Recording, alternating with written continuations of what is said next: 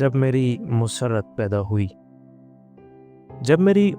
پیدا ہوئی تو میں نے اسے اپنی گود میں اٹھا لیا اور چھت پہ کھڑا ہو کر پکارنے لگا، آؤ میرے پڑوسیوں، آؤ اور دیکھو آج میرے گھر مسرت پیدا ہوئی ہے۔ آؤ اور اس مسرت انگیز چیز کو دیکھو جو سورج کی روشنی میں ہنس رہی ہے۔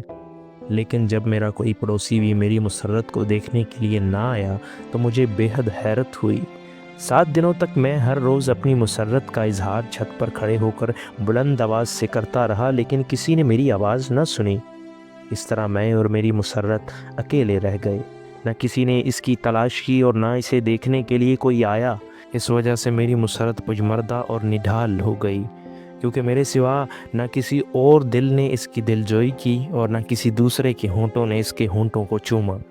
آخرکار میری مسرت تنہائی کے باعث فنا ہو گئی، اور اب میں اپنے مرحوم غم کی یاد میں اپنی گزری ہوئی مسرت کو یاد کرتا ہوں، لیکن یہ ایک یاد خزاں رسیدہ پتے کی طرح ہے جو ہوا میں زیر لب کچھ کہتا ہے اور پھر ہمیشہ کے لیے خاموش ہو جاتا ہے۔